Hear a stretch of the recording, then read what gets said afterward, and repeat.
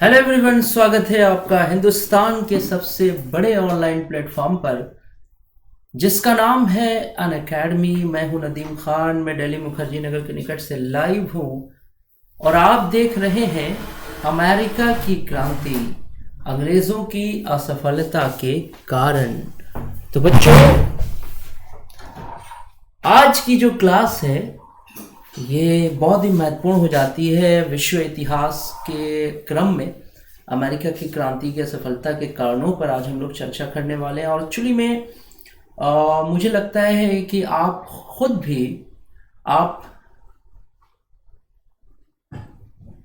आप खुद भी जानना चाहते होंगे कि आखिर इंग्लैंड जैसा शक्तिशाली देश एक नए नवेले उपनिवेश से कैसे पराजित हो गया।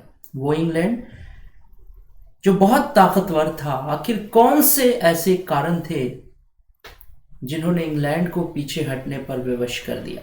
तो बच्चों, आज इन्हीं सारे सवालों के जवाबों के साथ मैं फिर एक बार आपके सामने उपस्थित हूं। और पहली चीज़ तो ये कि मैं आशा करता हूं कि आप अपने घरों में स्वस्थ होंगे, अच्छे से होंगे, आप लोगों की पढ़ाई अच्छी चल रही होगी। और इसी उम्मीद के साथ आज की क्लास की हम लोग शुरुआत करते हैं। तो आइए शुरू करते हैं क्लास को। Let's crack UPSC CSC Hindi, let's crack it.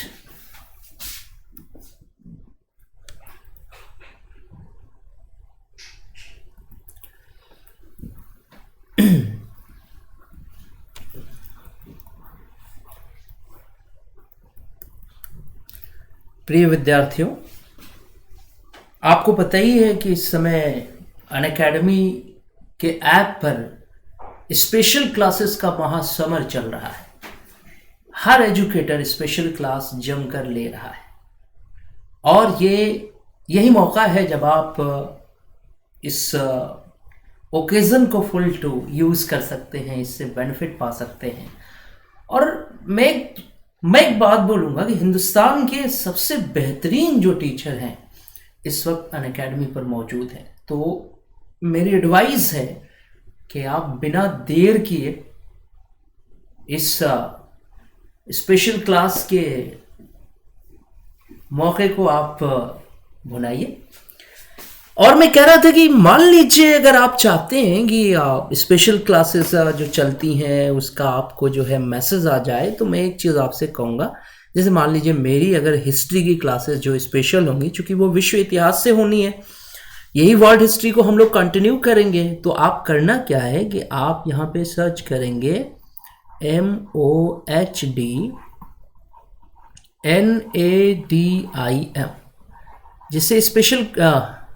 जैसे ऐप पर अगर आप मुझे सर्च करना चाहते हैं तो आप मोहम्मद नदीम के नाम से सर्च कर सकते हैं।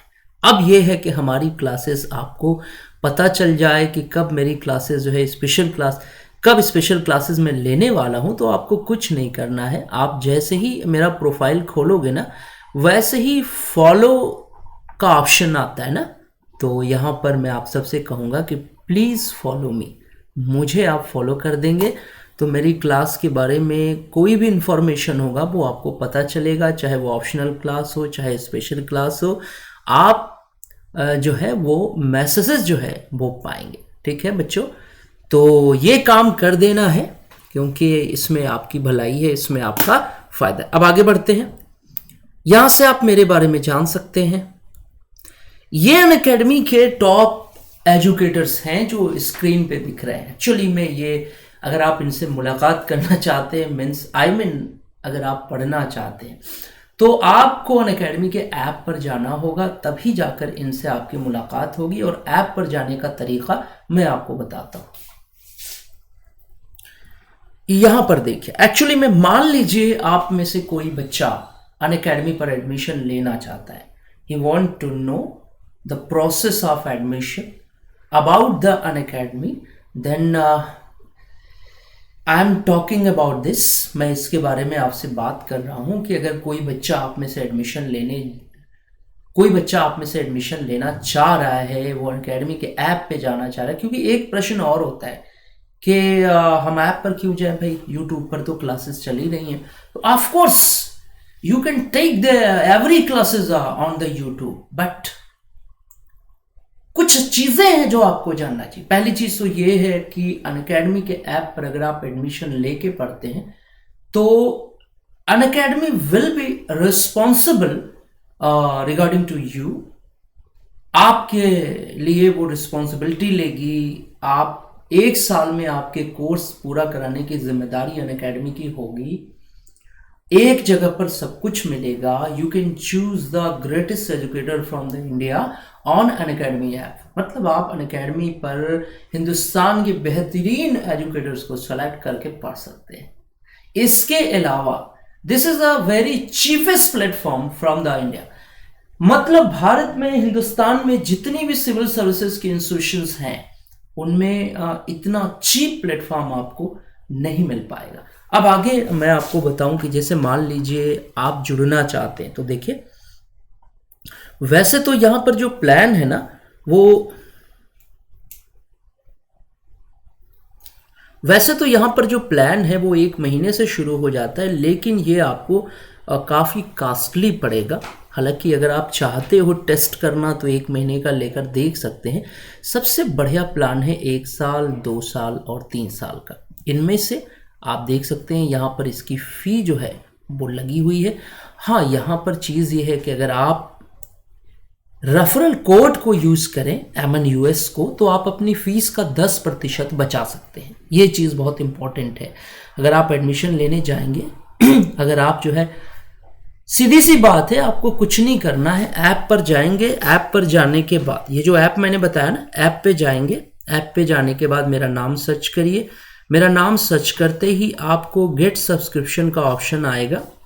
ठीक है, गेट सब्सक्रिप्शन पे क्लिक करेंगे। पूछा जाएगा कि कितने साल के लिए लेना चाहते हैं, एक साल, 2 साल, 3 साल। आप जो सेलेक्ट करेंगे उसके बाद बच्चों क्या करना है, रेफरल कोड मांगा जाएगा कि क्या आपके पास कोई रेफरल कोड है। तो रेफरल कोड आप डालेंगे MNUS। जैसे ही इसको डालेंगे वैसे ही 10% फीस जो है कम हो जाए। समझ में आ गया? अब आइए प्लस पर जो है, प्लस जो है एक नॉर्मल सब्सक्रिप्शन, प्लस जो है एक नॉर्मल सब्सक्रिप्शन प्लान है, इसको आप यूज कर सकते हैं। देन एक और अनअकैडमी का प्लान है जिसको कहा जाता है iconic subscription. Means this is a special subscription plan for you. Then if you will ask me about the subscription plan, which plan is the better plan, then I will suggest you can choose the iconic subscription plan, because if you are going to the iconic subscription, you will get coach और guide। यानी अगर आप iconic subscription लेते हैं तो आपको एक coach या गाइड, एक कोच, अगर आप आइकॉनिक सब्सक्रिप्शन लेते हैं तो आपको अनअकैडमी की तरफ से एक कोच या गाइड मिलेगा। तो आप आइकॉनिक बेस्ट है भाई, मैं सजेस्ट कर रहा हूं कि आप आइकॉनिक लीजिए। उसमें सेम प्रोसेस है, मेरे नाम को सर्च करिए, नीचे गेट सब्सक्रिप्शन पे जाइए और सीधे वहां पे रेफरल कोड डालिए MNUS, सेट कर लीजिए। आपको 1 साल का लेना है, 2 साल का लेना है, 3 साल का लेना है। जैसे ही आप MNUS लिखेंगे वैसे ही 10% आपकी फ़ी क्या हो जाएगी, कम हो जाएगी और आप अनअकैडमी के ऐप के लिए अप्लीकेबल हो जाएंगे। ठीक है, और वहां पर जाकर आप अपने मनचाहे एजुकेटर से क्लासेस कर सकेंगे। आप एक निश्चित समय सीमा में अपनी तैयारी को कंप्लीट कर सकेंगे, अपने घर बैठकर अपने माँ बाप के साथ अपनी पढ़ाई को कंप्लीट कर सकेंगे। ओके बच्चों, अब चलिए हम लोग आगे बढ़ते हैं। इस समय अनअकैडमी पर कंपटीशन चल रहा है, एक क्विज सेशन चल रहा है जिसमें बच्चों के लिए ढेरों इनामों की बारिश हो रही है। यहाँ पे देखिए कॉन्टेस्ट का फॉर्मेट है ये, और अगर आप इसमें जीतते हैं तो आपको first prize, second prize, third prize और टॉप 100 रैंकर्स में आपका नाम आता है तो 1000 अमेजोन वाउचर्स आपको मिलेगा। ठीक है, अब यहाँ पर आप देख सकते हैं अनअकैडमी के ऐप पर ये बैचेस शुरू होने जा रही हैं। ठीक है, ये बैचेस ज्वाइन कर सकते हैं आप, इसको देख लीजिए। ये पूरा start on 14 December, start on 14 दिसंबर। ये 14 दिसंबर से बैचेस ऑन हो चुकी हैं, ठीक है। आप इसमें से जो भी आपको जो है बेहतर लग रहा है उसमें से आप सेलेक्ट करके जुड़ जाइए, ठीक है। और चलिए, और रेफरल कोड MNUS यूज़ करिए 10% डिस्काउंट के लिए। तो बच्चों, अब वक्त आ गया है जब हम लोग अपने टॉपिक पर आ गए। चूँकि बच्चों मैं शुरू में ही एक चीज़ बताना चाहता हूँ कि this class is a recording class, okay. We have some problem occurred, है ना, कुछ दिक्कतें हैं जिसकी वजह से हम YouTube पर लाइव क्लासेस इस समय नहीं ले पा रहे हैं। लेकिन जैसे ही problem will solve, I will take this classes on the YouTube live sessions. So ये है कि हम तुरंत लाइव क्लासेस की शुरुआत करेंगे जैसे ही समस्या ख़त्म हो जाएगी। तो यहाँ पर मैं एक ही चीज़ बोलूँगा कि कुछ तो मजबूरियाँ रही होंगी, यूं ही कोई बेवफा नहीं होता।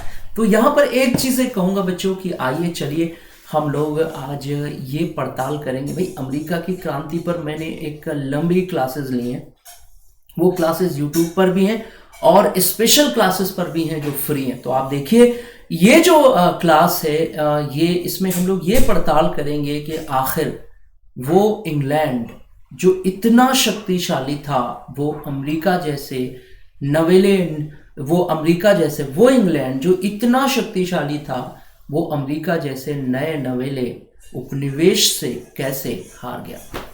आखिर वो कौन कौन से कारण थे, इसकी तलाश, इसकी तफ्तीश आज हम लोग करने जा रहे हैं, ठीक है। तो यहाँ पर हम लोग थोड़ा सा लिखेंगे भी, क्योंकि आप जैसा कि बच्चों की डिमांड रहती है। बच्चों, PDF जो है वो मैं आपको प्रोवाइड कराने जा रहा हूँ, वो भी लिखित रूप में। जाहिर सी बात है, यहाँ पर मैं पहले ही अपने स्टूडेंट से कह चुका हूँ, अपने स्टूडेंट से मैं पहले ही कह चुका हूँ कि PDF जो है वो मैं आपको प्रिंटेड नहीं बल्कि लिखित प्रोवाइड कराने की कोशिश करूँगा, ताकि आप यहीं पर प्रैक्टिस करें। चलिए, हम हेडिंग तो यहाँ पे डाल सकते हैं ना कि अंग्रेज़ों की असफलता के कारण, ठीक है बच्चों, अंग्रेज़ों की असफलता के कारण। तो ये हेडिंग हम लोग यहाँ पे डाल लेते हैं। और अब जो है हम लोग यहाँ पे थोड़ा सा लिखेंगे कि वो इंग्लैंड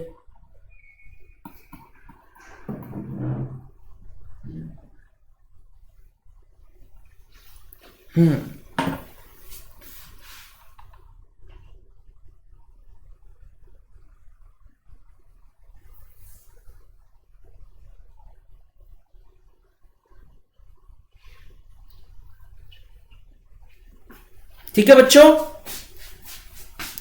तो वो इंग्लैंड जो संसार में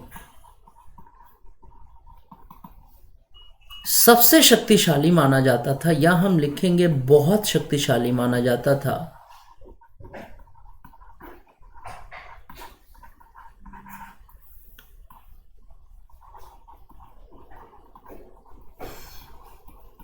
ठीक है बच्चों, वो अमेरिका में पराजित हो गया।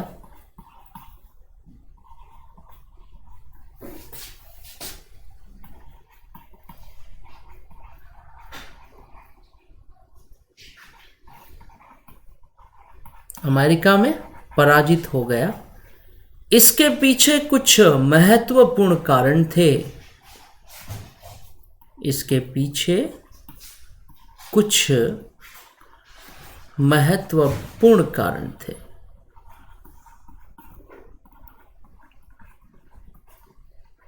इसके पीछे कुछ महत्वपूर्ण कारण थे, ठीक है। अब इन्हीं कारणों पर हम लोग चर्चा करेंगे और आप लोग नोट करेंगे, जल्दी से लिख लीजिए इस चीज़ को, क्योंकि किसी भी चीज़ की शुरुआत थोड़ा सा, जब हम किसी भी चीज़ का आंसर लिखते हैं तो उसके बारे में थोड़ा सा बताते हैं ना, 2-4 लाइनें हम यहाँ पे ज़रूर लिखते हैं, फिर उसके बाद पॉइंट पॉइंट करके कंप्लीट कर लेते हैं, ठीक है बच्चों। तो ये चीज़ नोट कर लीजिए आप लोग। अब चलिए हम लोग कारणों की तलाश करने जा रहे हैं। सबसे पहले नोट करेंगे, नोट करने के बाद आप लोग डन लिखेंगे स्क्रीन पे कि सर हो चुका है, फिर उसके बाद हम लोग आगे बढ़ेंगे।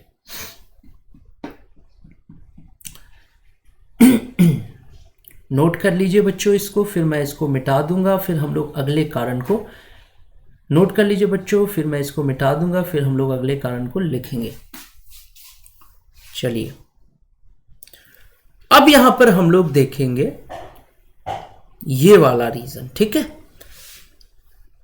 अब देखिए यहां पर मैं आपको बता रहा हूं, बहुत सारे इतिहासकार, बहुत सारे विद्वानों ने अमेरिका की क्रांति पर अपने विचार व्यक्त किए, लेकिन जो बात बहुत ज्यादा फेमस है वो बात मैं आपको बताने जा रहा हूं। कहा जाता है कि अमेरिका की क्रांति में, अमेरिका की विजय के पीछे 3 कारण थे।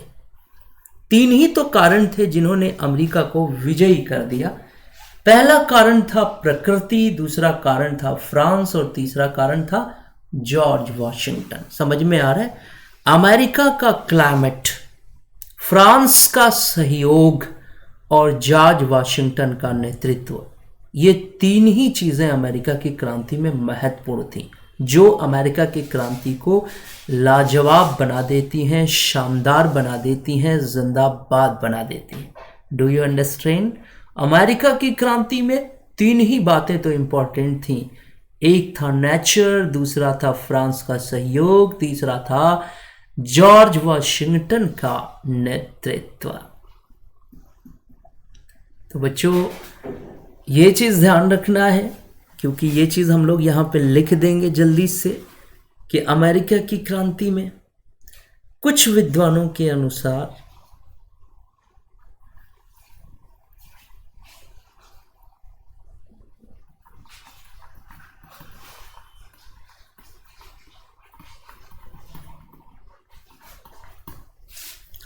अमेरिका को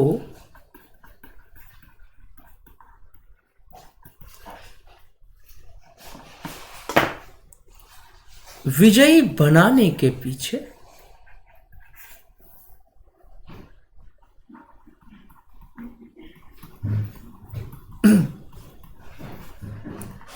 अमेरिका को विजयी बनाने के पीछे 3 कारण थे।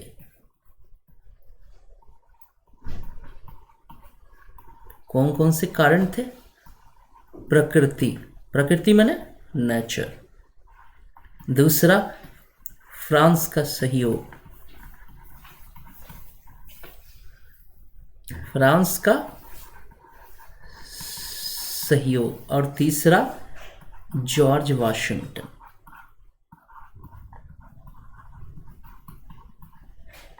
समझ में आ रहा है कि नहीं बच्चों? बताइए, अगर ना समझ में आए तो मुझे बताइए। और बच्चों टेलीग्राम की जो आईडी है, टेलीग्राम की जो आईडी है वो डिस्क्रिप्शन बॉक्स में मौजूद है। समझ में आ रहा है? डिस्क्रिप्शन बॉक्स, आप जो यूट्यूब पे क्लास देख रहे हो ना, उसके नीचे जब एक उल्टे एरो जैसी आकृति होती है उस पर क्लिक करोगे तो डिस्क्रिप्शन बॉक्स खुलेगा, उसमें मेरी टेलीग्राम की आईडी, अगर आपके मन में कोई बात है, अगर आप कुछ कहना चाहते हैं मुझसे कि सर, तो आप टेलीग्राम पर जरूर आइए। अगर टेलीग्राम पर आएंगे, चूंकि मैंने बता ही दिया कि ये this is a recording class, okay. So I think so you should be come to the Telegram platform. आपको जरूर आना चाहिए, ताकि अगर आपके मन में कुछ बात हो, कोई शंका है, कुछ कहना चाहते हो, so you should come to the my Telegram platform, okay. No problem, no any issue. और सबसे बड़ी चीज है बच्चों की, रिकॉर्डिंग क्लास में और लाइव क्लास में कुछ खास अंतर नहीं है यार। चीजें वही हैं, हर चीज वही है, समय भी वही है, तो कोई खास प्रॉब्लम नहीं है। आप इस क्लास को एंजॉय करिए। अगर मन में आपके कुछ भी बात हो, कुछ भी आप डिस्कस करना चाहते हो, तो आप टेलीग्राम पर आइए।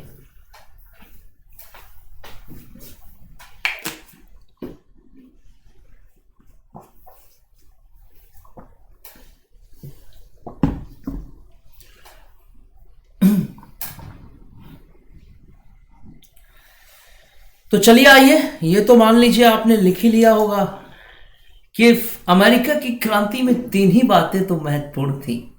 The 3 points are very important in the revolution of America.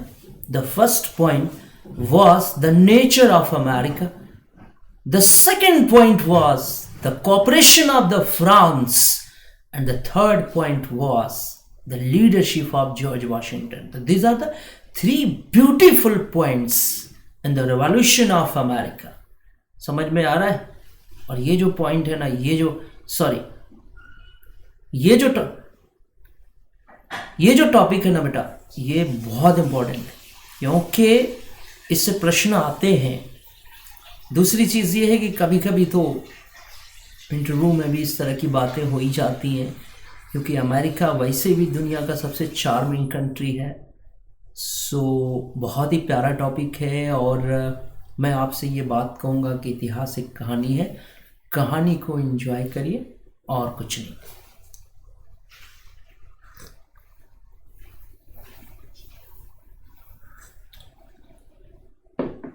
Everything is right.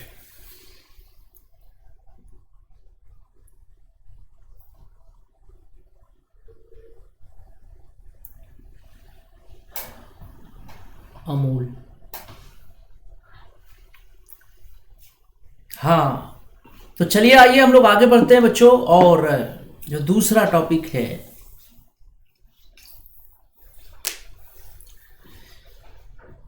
America की क्रांति पूर्ण रूप से संगठित. इसका क्या मतलब है भाई? आप कहेंगे कि सर इस संगठित असंगठित, तो मैं ये कहूंगा कि तुम अपनी तबाही को एक हादसा मत समझना. तुम अपनी तबाही को एक हादसा मत समझना. इस कत्ल का मंसूबा पहले से बना होगा. इस कत्ल का मंसूबा पहले से बना हुआ. तो इस लाइन से तो एक बात समझ में आ रही है कि अमेरिका की जो क्रांति थी, इस क्रांति की पृष्ठभूमि बहुत पहले से तैयार हो रही थी. हमेशा ध्यान देना इस चीज को. क्रांति ऐसे नहीं आती है. क्रांति ऐसे नहीं आती है. बड़ी मेहनत के बाद, बड़ी मुश्किलों के बाद क्रांति की शुरुआत होती है. तो अमेरिका की क्रांति जो है ना, वो पहले से इसकी पृष्ठभूमि बन रही थी और बनाने वाले इस पे काम कर रहे थे. मैंने बताया ही, चाहे वो सैमुअल एडम्स हो, चाहे वो जॉर्ज वॉशिंगटन हो, चाहे वो जो है बेंजामिन फ्रैंकलिन, मतलब तमाम जितने भी लीडर थे अमेरिका के, वो सब इसमें काम कर रहे थे, कंट्रीब्यूशन दे रहे थे. सो हम ये कहेंगे कि अमेरिका की क्रांति की पृष्ठभूमि रखने वालों ने, इस क्रांति की रूपरेखा बनाने वालों ने बड़ी चतुराई के साथ इसकी रूपरेखा बनाई थी. सबसे बड़ी चीज है कि American revolution was well planned revolution. Then I can say it. समझ में आ रहा है? American revolution was well planned revolution. Well planned.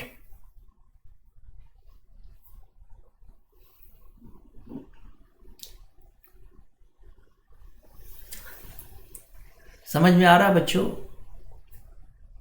Clear हो रहा है कि नहीं हो रहा है? नहीं हो रहा है मुझे बताइए और टेलीग्राम पर आइए. जंग हो या मोहब्बत हो, भरपूर होना चाहिए. आइए उस पे, तब मजा आएगा ना.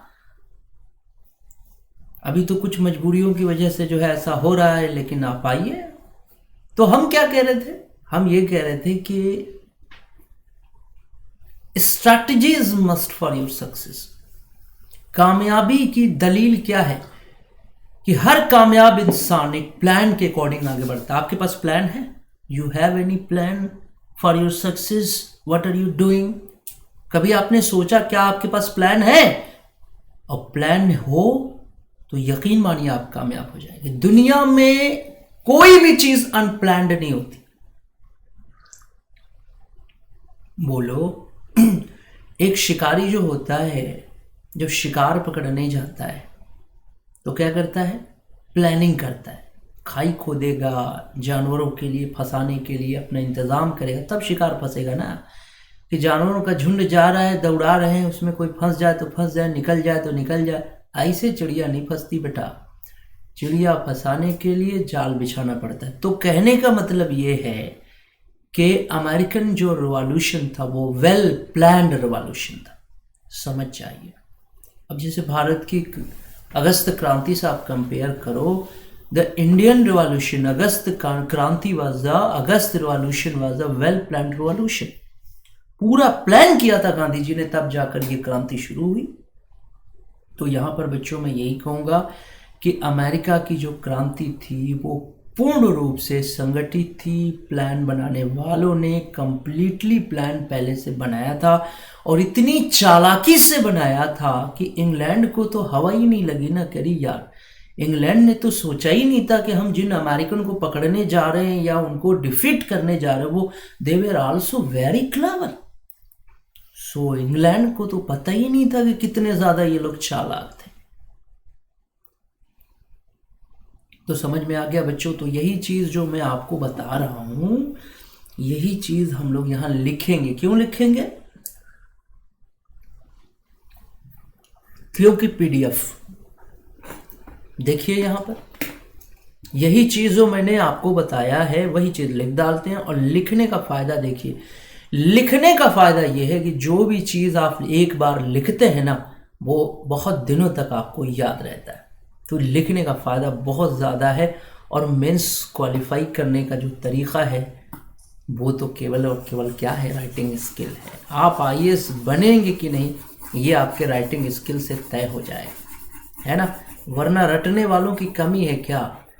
बोलिए, रटने वाले तो न जाने क्या क्या रट लेते हैं। लेकिन यहाँ पर दिक्कत क्या है कि आईएएस एक ऐसा एग्ज़ाम है जिसमें आपकी learning power, writing skill, presence of mind, सब कुछ वो लोग देख लेते हैं। ठीक है बच्चों, ये चीज़ समझ में आ गई ना?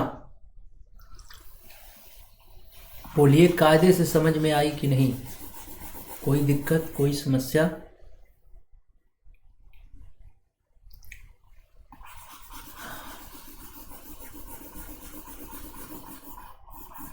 और इसको हम लोग मिटा दे रहे हैं और फिर हम यहाँ पे क्या लिखेंगे, वही बात लिख देंगे कि अमेरिका की क्रांति पूर्ण रूप से नियोजित थी, प्रायोजित थी। तो लिख लेंगे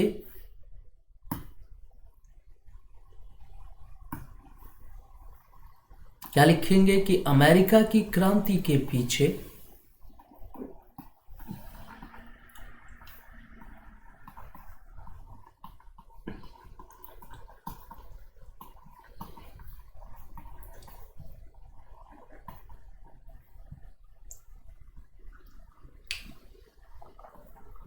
बहुत से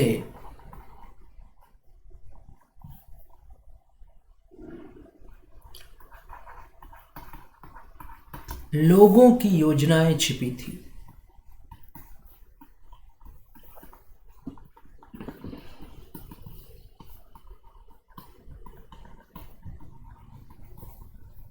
बड़ी ही चतुराई से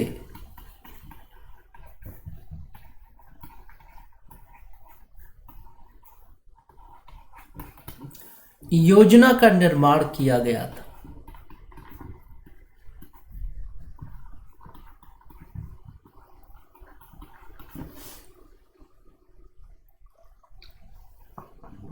बड़ी ही चतुराई से योजना का निर्माण किया गया था।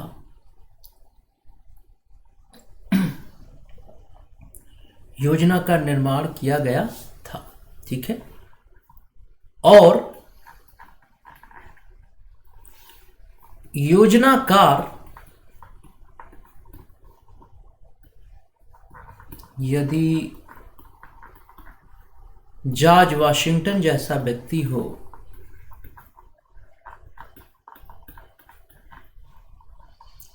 जॉर्ज वाशिंगटन जैसा व्यक्ति हो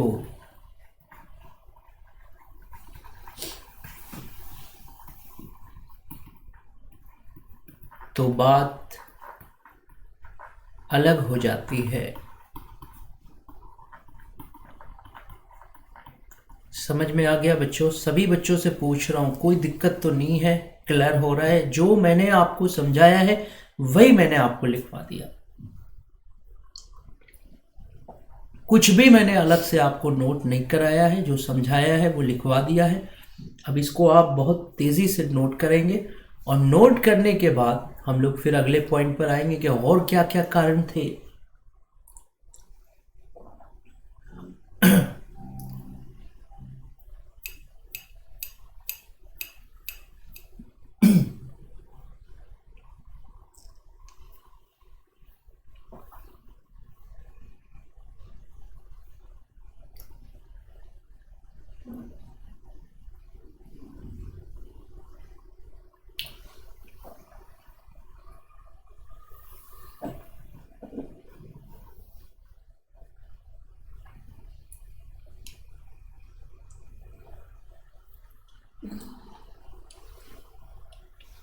हम मिटा देते हैं इसको और हम लोग आगे बढ़ते हैं, ठीक है।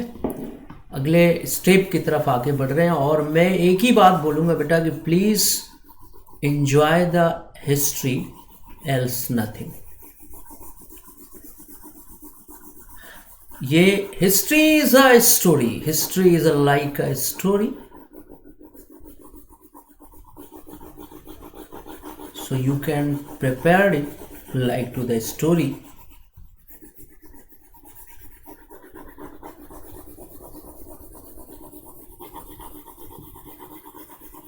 नोट कर लिया होगा आप लोगों ने, ये मुझे उम्मीद है। और हम लोग आगे बढ़ रहे हैं, थोड़ा सा बात करेंगे इस पे, ओके। चलिए,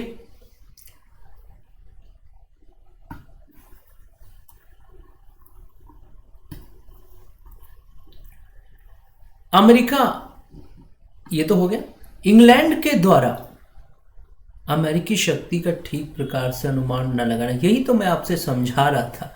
इंग्लैंड के लोगों को क्या लगता था कि नया नवेला देश है कि नहीं, मेमने जैसे लोग होंगे, है ना, बहुत आसानी से हम उन्हें कुचल डालेंगे, ताकत की बुनियाद पर उन्हें पूरी तरह से झुका डालेंगे। लेकिन शायद उनका अंदाज़ा गलत था कि उन्होंने जितना अमेरिका को कमज़ोर समझा, अमेरिका उतना कमज़ोर था नहीं। अमेरिका बहुत ही ज़्यादा चालाक भी था, स्ट्रॉन्ग भी था, और वहाँ के लोग अपने देश के लिए कुछ भी कर गुजरने के लिए तैयार थे। तो मेरी बात आप समझ रहे हैं कि ये भी एक बहुत बड़ी चीज़ है कि इंसान जो है गलत फहमी में पड़ जाता है कि यार सामने वाला तो बहुत छोटा दिख रहा है, बड़ा मेमने जैसा दिख रहा है, इसको दबा के ख़त्म कर देंगे। लेकिन ऐसा होता नहीं है। और यकीन मानिए, मैं आप लोगों से कह रहा हूँ, यकीन मानिए, इंसान जहाँ पर सामने वाले को हल्का समझता है ना, वही गलती करता है। किसी को कभी कमज़ोर मत समझिए, बिना जांचे परखे स्टेप मत लीजिए, क्योंकि दुनिया की हर चीज को ईश्वर ने किसी न किसी खूबियों से नवाजा है।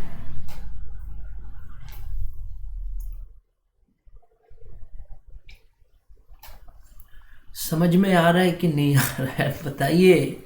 Are you understanding? कभी लाइफ में, अब आप कहेंगे कि सर कमाल है। एक चीज़ बेटा ध्यान रखना, यूपीएससी आपको ये सब कुछ पढ़ा रही है, क्यों पढ़ा रही है? ताकि आप स्ट्रांग हो सकें, समझदार हो सकें। कि आपके सामने एक अनपढ़ और गंवार जैसा इंसान अगर आए तो आप उसको देखकर ये मत समझिएगा कि अनपढ़ और गंवार है, क्योंकि कोई भी इंसान कब क्या कर जाए, क्या निकल जाए, कौन जानता है। गांधी जी के कपड़े लत्ते को देखकर इंग्लैंड के प्राइम मिनिस्टर विंस्टन चर्चिल ने कहा था कि ये अधनंगा फकीर, उन्होंने कहा कि जब हम सारी दुनिया में जीत रहे हैं तो हम एक ऐसे इंसान से हार जाएंगे। लेकिन ये चर्चिल की बहुत बड़ी भूल थी। उसने सिर्फ गांधी के कपड़ों को देखा था, उसने गांधी के शरीर को देखा था, गांधी की विचारधारा को उसने नहीं देखा था। अगर उसको पता होता कि गांधी इतनी महान विचारधाराओं के मालिक हैं तो शायद चर्चिल ये गलती नहीं करता। हमेशा बेटा इस बात का ख्याल रखना है, इंसान के कद काठी से, उसके पहनावे से कभी इंसान की पहचान नहीं होती। इंसान की पहचान जो है हमेशा उसकी सोच से होती है। तो समझ में आ गया ये चीज़ है। मैंने आपसे बार बार कहा है कि इतिहास पढ़ने का मतलब सिर्फ और सिर्फ जो है वो तैयारी ही नहीं है। इतिहास पढ़ने का मतलब ये भी है कि आप बहुत कुछ चीज़ों को सीखते हैं।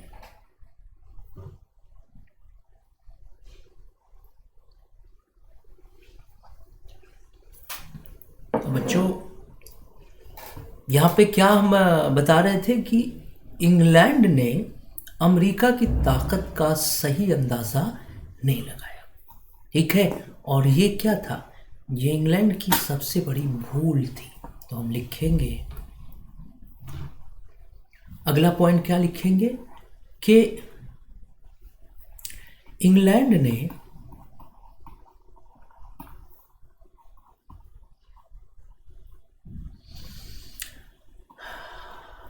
अमेरिका की शक्ति का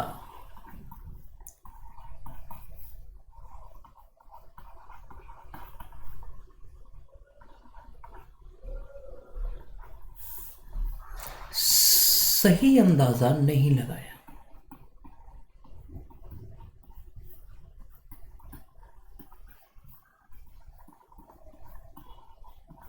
ठीक है ना। और ये उसकी सबसे बड़ी भूल थी।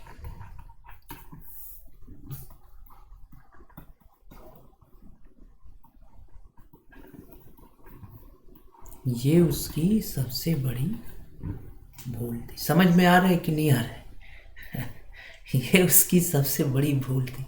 अब कहने का मतलब आप ही लोग हैं। अगर मैं आपसे कहूँ, आप सिविल सर्विसेज की तैयारी कर रहे हैं, आप आईएएस बनना चाहते हो, आपने कभी ये नहीं जाना कि आईएएस यूपीएससी के क्वेश्चंस की गहराई क्या होती है। बहुत से बच्चे, मैं बता रहा हूँ, मेनी स्टूडेंट्स वेयर डाउनफॉल। बहुत से बच्चे गिरे इसके चक्कर में कि फैक्ट पढ़ लिया, रट लिया और आईएएस के प्रॉब्लम में बैठ गए। बहुत से बच्चे नहीं। यूपीएससी की अपनी एक अलग डेप्थ है, और जब तक आप उसके डेप्थ पे जाकर स्विम नहीं करोगे, तैरोगे नहीं, उसके डेप्थ में नहीं जाओगे, you can't qualify the UPSC examination. मेरी बात को ध्यान से समझना है। आप चाह रहे हैं, आप एसएससी भी दे रहे हैं, आप बीएड भी कर रहे हैं, आप टीजीटी भी कर रहे हैं, आप नेट भी दे रहे हैं, आप पीसीएस भी दे रहे हैं, आप लोअर भी दे रहे हैं, और you are also trying to the UPSC, so you will be fail down. आप गिरेंगे पक्का। क्यों? क्योंकि यूपीएससी की डेप्थ अलग है, इसकी गहराई अलग है, इसमें अप्रोचेस पे बात होती है। आईएएस में फैक्ट पूछे जाते हैं, लेकिन वो फैक्ट जो है वो एग्जैक्टली देखा जाए तो अप्रोचेस होते हैं, उनकी अपनी एक डेप्थ होती है। तो जब तक आप उस डेप्थ पे काम नहीं करेंगे, आप कभी भी आईएएस क्वालिफाई नहीं कर सकते। ये बात समझ लेना है। और यही चीज़ क्या है, यही बच्चे अंदाज़ा नहीं लगाते, अपना बिना सोचे समझे किसी से मशवरा लिए आप काम कर रहे हैं। अगर आपको अंदाज़ा नहीं है तो आप गलत कर रहे हैं, आप अपने वक्त को ज़ाया कर रहे हैं। सबसे पहले बेटा इसके डेप्थ पर बात करनी है। मैं अपने हर स्टूडेंट से कहता हूँ कि चिंतन और मनन ज़रूर करिए। कोई भी टॉपिक पढ़िए, उस पर हर एंगल से सोचिए, उस पर मनन करिए। मनन करने के बाद जो आपके मन में विचार आ रहे हैं, अभी अमेरिका की क्रांति में हम अंग्रेज़ों की असफलता के कारण पढ़ा रहे हैं, अब इसको पढ़ने के बाद आपके मन में क्या आइडियोलॉजी बन रही है, क्या अप्रोचेस बन रहे हैं, उसको आप लिखने की कोशिश करिए। ठीक है, लिखने के बाद आप टेलीग्राम पर you can share the your ideology on my Telegram app and I will check. समझ में आ गया? क्लियर हो गया? बोलिए। अब आगे बढ़ते हैं। यहाँ पर क्या हम नेक्स्ट टॉपिक लिखेंगे, इसको तो मिटा दिया जाए, क्योंकि देखिए मैं बहुत ज़्यादा लिखा नहीं रहा हूँ, बहुत ही सॉलिड पॉइंट है, एक दो लाइन में मैंने अपनी बात लिखा दी, समझाने की कोशिश कर रहा हूँ क्योंकि समझना ज़रूरी है।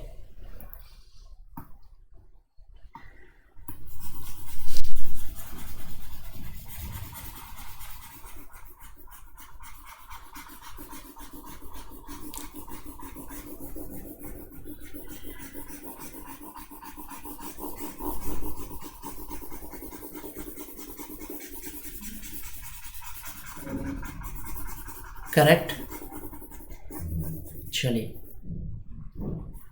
कोई भी बेटा प्रॉब्लम हो टेलीग्राम पर आइए, टेलीग्राम जो है यूट्यूब के नीचे डिस्क्रिप्शन बॉक्स में मौजूद है, उसके लिंक पर क्लिक करिए और आइए टेलीग्राम पर, मिलते हैं वहां पे। अब यहां पर आ जाइए, चौथी बात हम लोग करेंगे ना,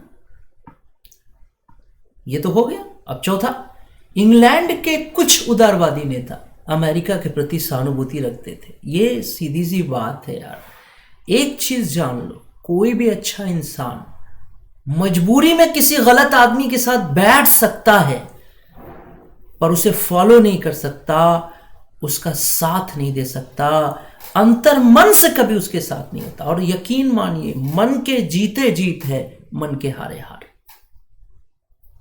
आपने तो पढ़ा ही होगा,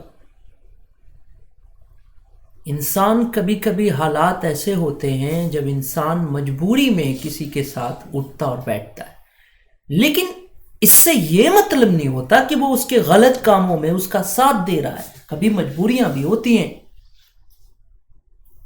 मतलब इस बात से है कि वो चाहता क्या है। तो जब ये लड़ाई चल रही थी तो उस वक्त इंग्लैंड में बहुत से ऐसे उदारवादी नेता थे, लिबरल, बहुत से ऐसे लिबरल पॉलिटिशियन थे जो अमेरिका के बारे में सोचते थे कि अमेरिका सही है और इंग्लैंड उसको तबाह कर रहा है, उस पर जुल्म कर रहा है, तो ये गलत है।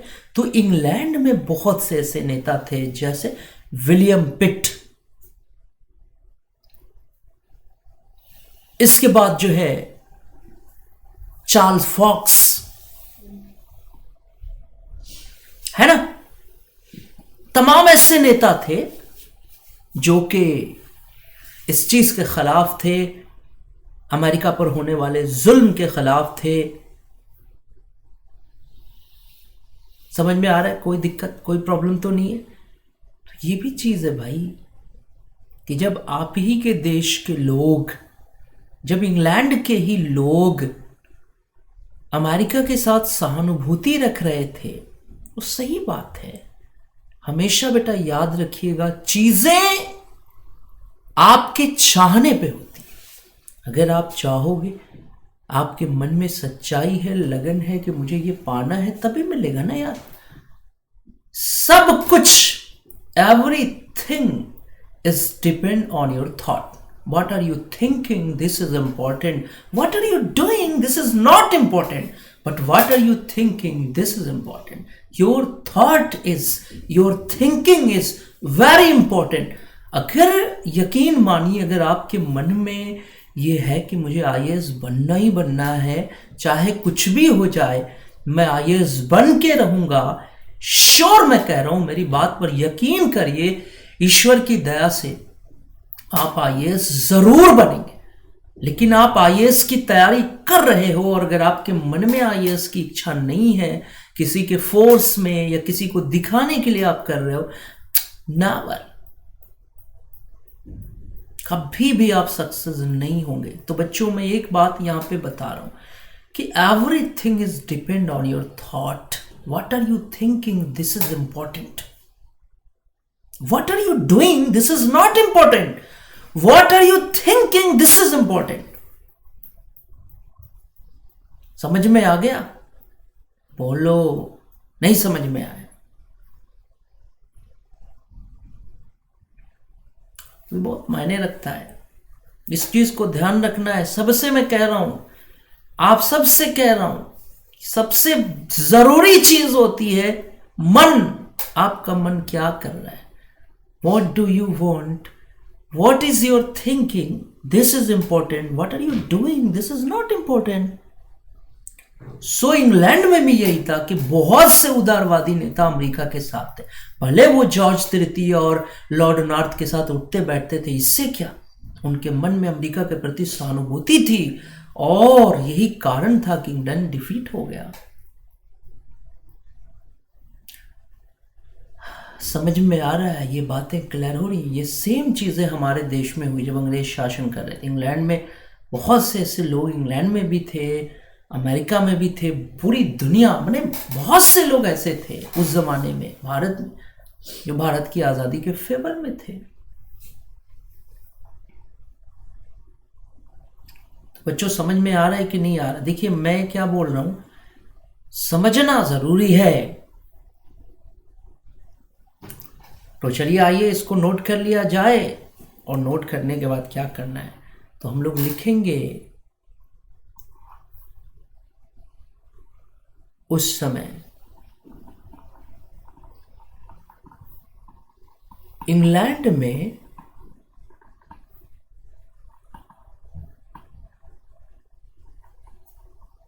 बहुत से ऐसे उदारवादी नेता थे जो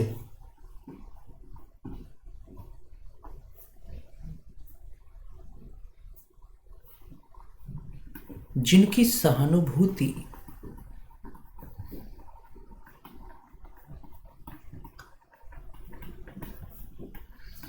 अमेरिका के साथ थी।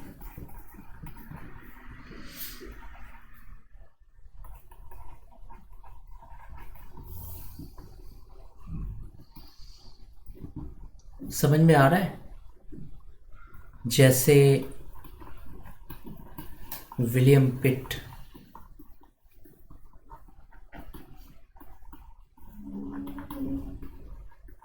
चार्ल्स फॉक्स,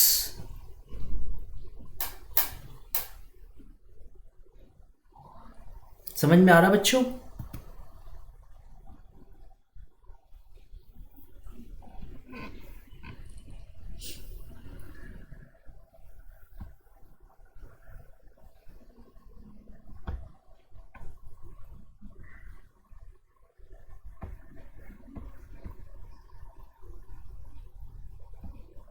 वन मिनट बेटा please, 1 minute, 1 minute, give me time for 1 minute. हाँ तो बच्चों आइए हम लोग टॉपिक पे आ रहे थे। एक्चुअली में मैं आपको बता रहा था, सॉरी,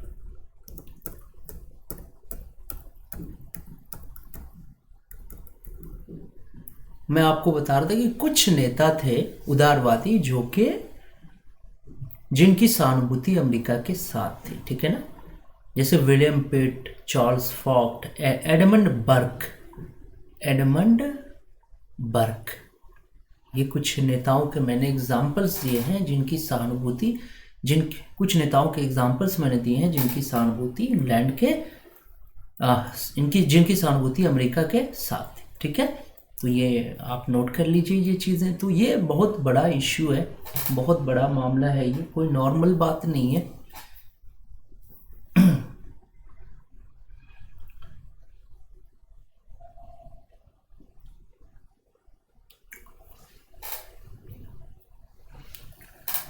चलिए आगे बढ़ते हैं, इसको हम लोग मिटा देते हैं, आगे बढ़ते हैं। आई होप आपने नोट कर लिया होगा।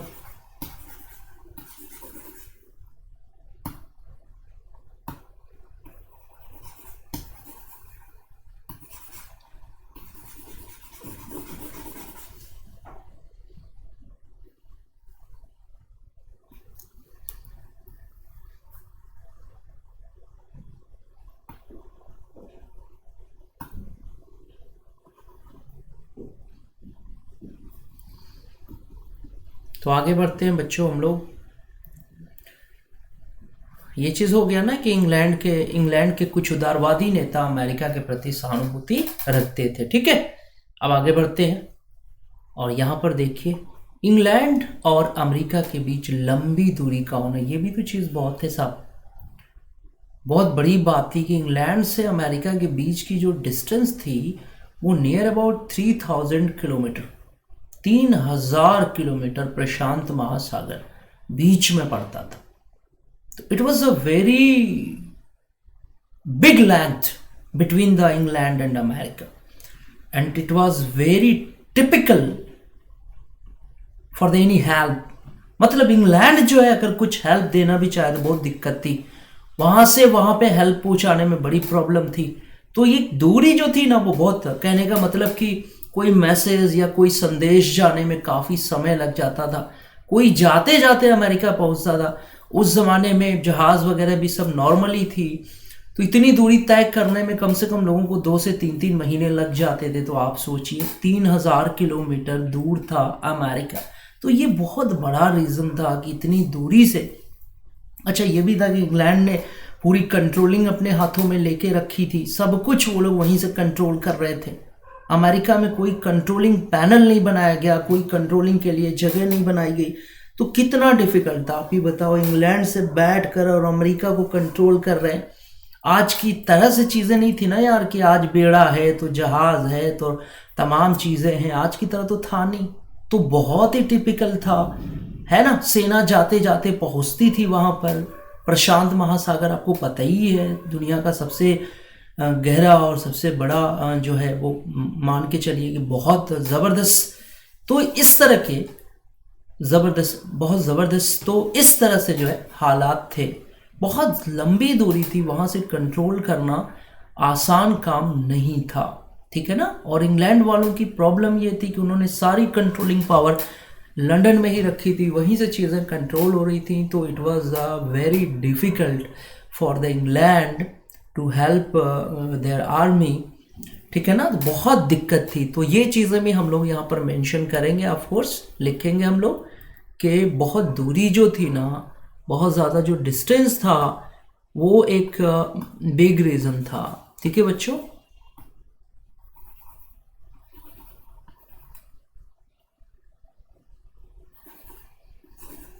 One minute please, please 1 minute.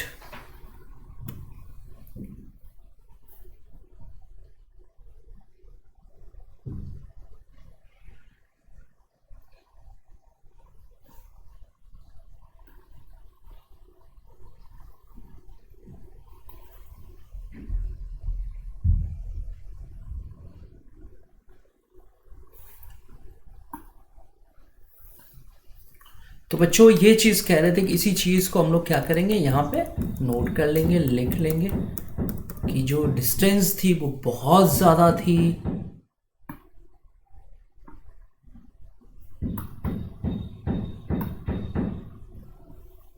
अगला स्टेप लिख लेंगे कि इंग्लैंड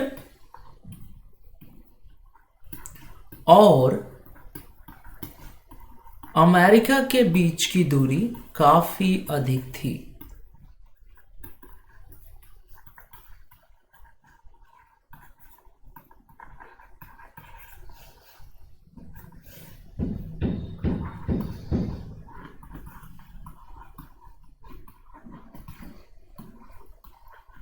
ठीक है ना, लगभग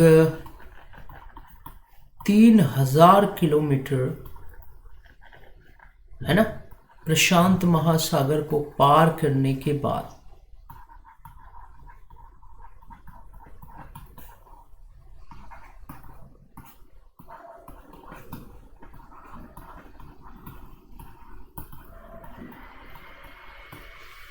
इंग्लैंड से अमेरिका पहुंचा जा सकता था।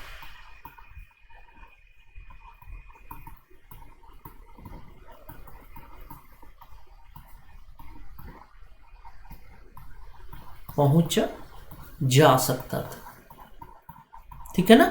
और एक लाइन और हम लोग नोट करेंगे कि इंग्लैंड वालों ने पूरी जो कंट्रोलिंग थी वो वहीं पर लंदन में स्थापित कर रखी थी। अमेरिका में कोई कंट्रोलिंग पैनल नहीं था, कोई कंट्रोलिंग एरिया नहीं था जहां से जो है अमेरिका में तत्काल रिकवरी की जा सके। तो ये तो बहुत बड़ा प्रॉब्लम था ना, सब कुछ लंदन से डील हो रहा था। तो बच्चों इसको आप नोट करेंगे, सब लोग जल्दी से नोट करिए।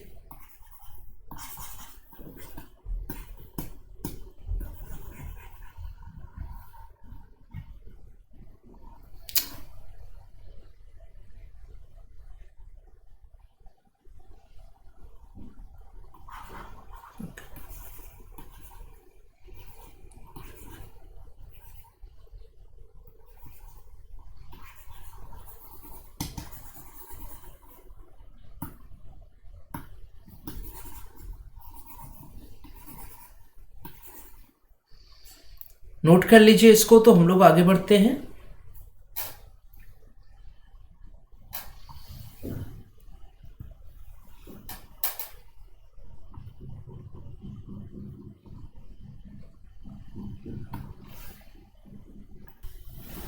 तो चलिए बच्चों शुरू करते हैं। एक्चुअली में थोड़ा सा कुछ टेक्निकल फॉल्ट आ गई थी। आइए शुरू करते हैं क्लास को। हम लोग बात कर रहे थे जो यहाँ पर अंग्रेज़ों की असफलता के कारण, ये हम लोगों का मेन टॉपिक था, अंग्रेज़ों की असफलता के कारण। ठीक है ना, यही मेन टॉपिक था हम लोगों का। और इसमें हम लोग कुछ चीज़ों को डिस्कस कर रहे थे। क्या डिस्कस कर रहे थे कि बहुत दूर से कंट्रोलिंग चल रही थी अंग्रेज़ों की, है ना। और सबसे बड़ी चीज़ है कि एक लिए और लिखेंगे कि इंग्लैंड ने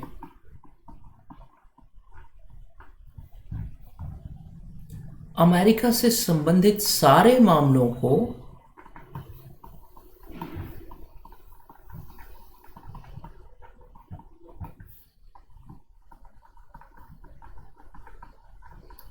सभी मामलों को लंदन से डील किया या इंग्लैंड से डील किया।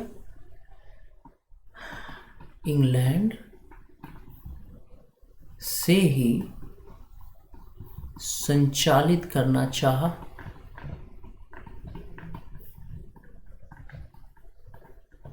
ठीक है ना, यही चीज मैं बता रहा था, इसको जल्दी से नोट करिए तो हम लोग आगे बढ़ते हैं। प्लीज नोट करिए इसको।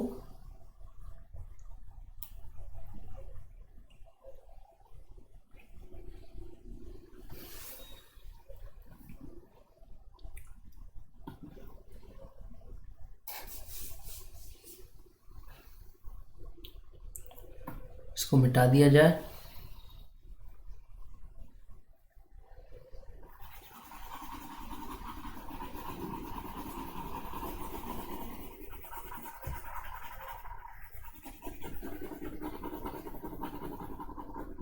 ठीक है, अब हम लोग आगे बढ़ते हैं। नेक्स्ट पॉइंट, ये चीज तो हो गया। अब देखिए यहां पर अगला पॉइंट है इंग्लैंड के राजा जॉर्ज तृतीय का उत्तरदायित्व। आपको तो पता ही होगा कि जब अमेरिका की क्रांति चल रही थी तो वहां का राजा कौन था? जॉर्ज तृतीय। और प्रधानमंत्री कौन था? Lord north. समझ में आ गया। अब यहां पर बात करेंगे responsibility of the king that time, यानी राजा की क्या रिस्पॉन्सिबिलिटी है। क्या आप मानते हैं कि इंग्लैंड के जो राजा थे जॉर्ज तृतीय, उनकी क्या रिस्पॉन्सिबिलिटी? तो देखिए साहब, एक बात हम आपको बताएं, परिवार में जो सबसे बड़ा होता है वो मुखिया होता है। अगर हम परिवार की बात करें, माँ बाप की बात करें, बच्चे कुछ भी करते हैं चाहे सही करें या गलत करें, रिस्पॉन्सिबिलिटी किसकी आती है? माँ बाप की। अगर आपके पेरेंट्स जो है, अगर आप आईएएस बनते हैं तो बधाई भी किसको मिलेगा? आपके पेरेंट्स को। ज्यादातर लोग आपके पेरेंट्स को बधाई देंगे। कुछ गलत करते हैं तो शिकायत किसकी जाएगी?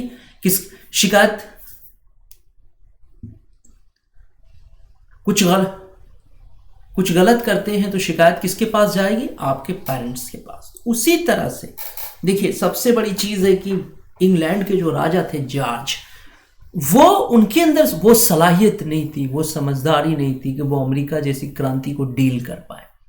और सबसे बड़ी चीज होती है कि इंसान, मान लो इंसान उतना काबिल नहीं है, लेकिन अगर इतनी भी समझ हो कि जो काबिल लोग हैं उनको हम अपने पास बुला लें, उनसे सलाह मशवरा कर लें, उनकी हेल्प ले लें, तो भी काम बन जाता है। लेकिन आदमी के मन में अगर ये बात आ जाए कि जो करूंगा वो मैं ही करूंगा, मैं जो कर रहा हूं वही सही है, बाकी सब गलत है, तो इंसान कंप्लीटली फेल्योर हो जाता है। तो it was the real situation of the king George that time. और जो उनके प्रधानमंत्री थे Lord North, this are the equal person.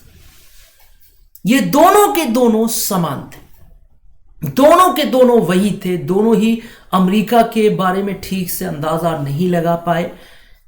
राजा जो जॉर्ज थे, किंग जॉर्ज,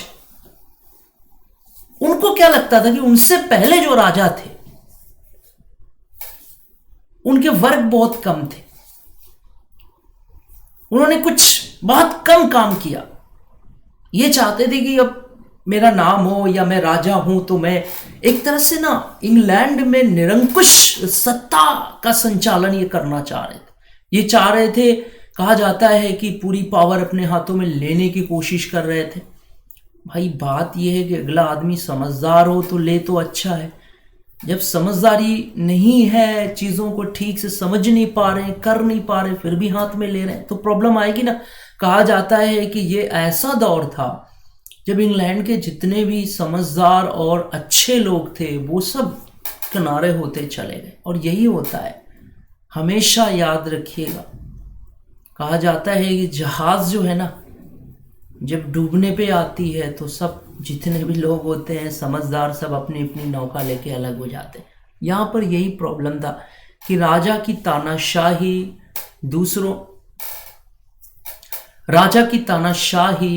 दूसरों की सहायता न लेना, परामर्श न लेना, निरंकुश बनने की प्रवृत्ति रखना, ये सब कुछ राजा जॉर्ज में मौजूद था। और जो सलाहकार थे लॉर्ड नॉर्थ, ये भी वही थे।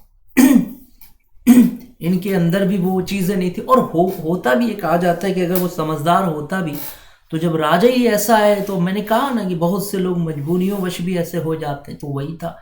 तो इसकी पूरी जो रिस्पॉन्सिबिलिटी है वो राजा के ऊपर जाएगी। क्यों जाएगी? क्योंकि he was the king that time.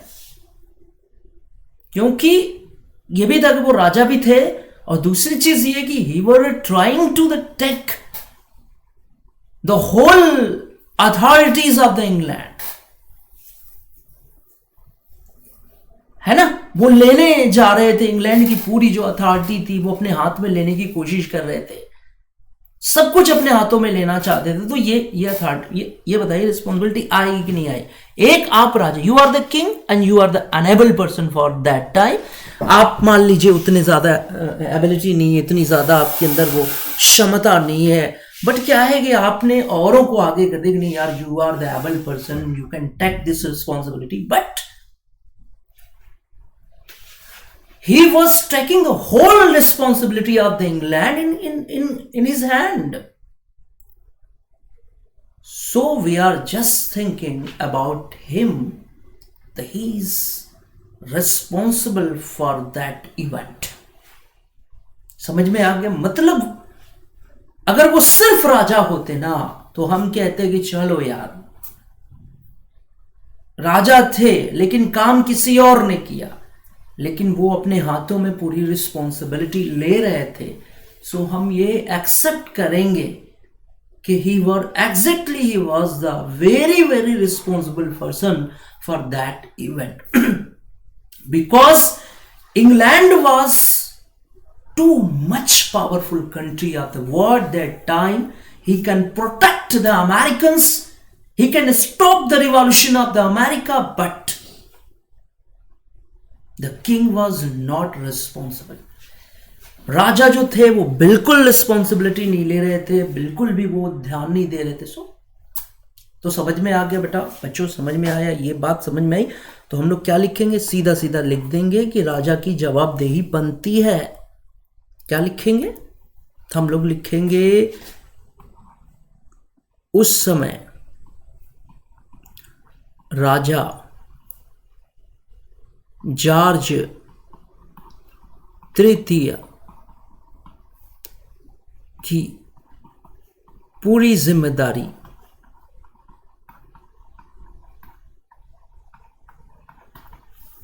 बनती थी।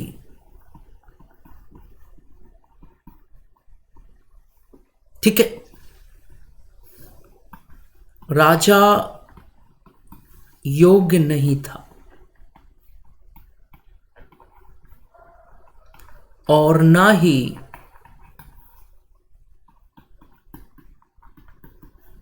उनके प्रधानमंत्री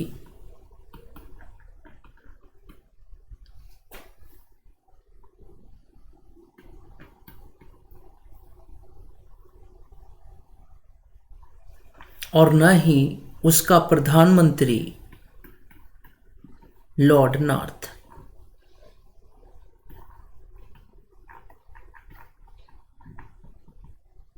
ठीक ऐसे समय में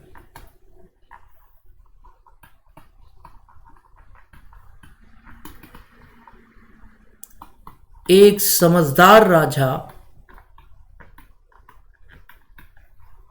ऐसे समय में एक समझदार राजा और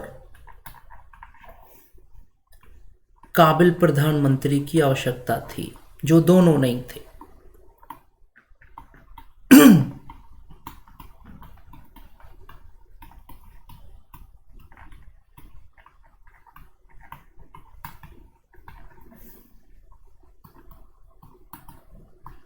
ठीक है बच्चों, ये चीज़ें नोट करेंगे हम लोग, और हम लोग रियली में ये चीज़ मैंने प्रूफ भी करने की कोशिश की कि राजा की जिम्मेदारी, चूंकि हमें यहाँ पर ये चीज़ पता होनी चाहिए कि हम जो लिख रहे हैं उसका मतलब क्या है।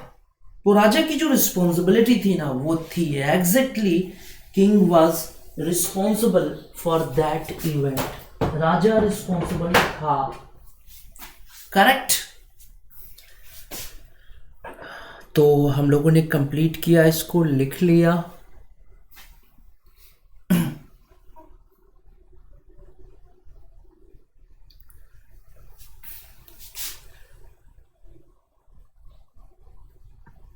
नोट कर लिया। अब चलिए आइए हम लोग थोड़ा सा और आगे बढ़ते हैं। ठीक, इसको तो मिटा ही दिया जाए। अगर नोट कर लिया आप लोगों ने तो मैं मिटा दूं, फिर हम लोग आगे बढ़ते हैं। बेटा बच्चों नोट करेंगे, नोट करना ज़रूरी है, क्योंकि एक बार आपके पास ये चीज़ रहेगी, नोट्स रहेगा ना, तो कभी मान लो आप रिवीजन कर रहे हो, दोहरा रहे हो, तो ये आपके काम आएगा, है ना। जैसे मान लीजिए अगर आप इससे दोहरा लेंगे ना, तो एट ए ग्लांस चीज़ें क्लियर हो जाएंगी। तो please note it, it's my humble request to you, please note it. Okay, तो चलिए इसको मिटा दिया जाए। तो I am going to erase. और बच्चों ये इस क्लास में अगर आपको कोई भी परेशानी होती है, you have any problem, you can ask me the question on my Telegram platform. तो you should join me on Telegram platform. It is under the description box. It is in the description box.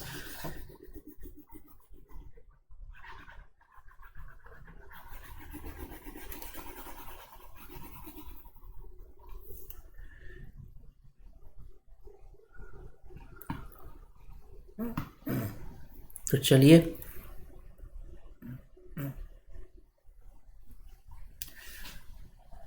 यहां पर हम बात कर रहे हैं George Washington का कुशल नेतृत्व। ये भी चीज था साहब, मतलब एक तरफ इंग्लैंड के ये हालात थे राजा और प्रधानमंत्री के, दूसरी तरफ क्या था कि जॉर्ज वाशिंगटन। मैंने कहा ना कि विद्वानों का कहना है कि अमेरिका की क्रांति में तीन ही बातें तो थी, nature, cooperation of the France and leadership of the George Washington.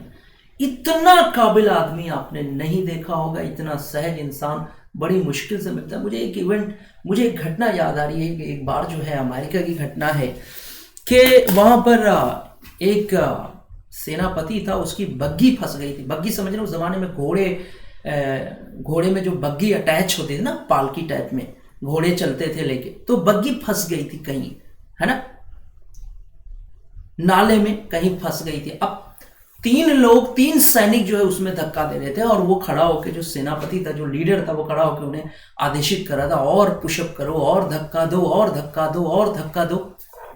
बहुत देर तक बग्गी निकलती थी, फिर आके उसी में फंस जाती थी, मतलब ऊपर उठती थी फिर फंस जाती थी।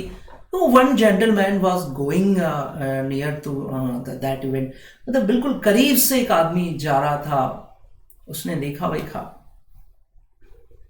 वो आया और चुपचाप अपने जूते उतारे और कीचड़ में घुसा, और घुसकर उन तीनों सैनिकों के साथ मिलकर वो पुशअप करने लगा बग्गी को निकालने के लिए, और थोड़ी देर के बाद वो बग्गी बाहर निकल गई।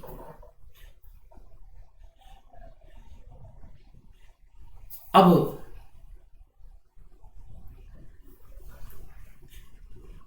वो आदमी बाहर निकला, कीचड़ से बाहर निकला, अपने जूते होते थोड़ा झाड़े ओढ़े, और फिर जाने लगा। तो जो आर्मी मैन था, जो लीडर था उनका, उसने कहा, oh gentleman, where are you going? I am very happy, मैं बहुत खुश हो गया, तुमने हमारी मदद की, तुम बहुत अच्छे इंसान हो आर यू?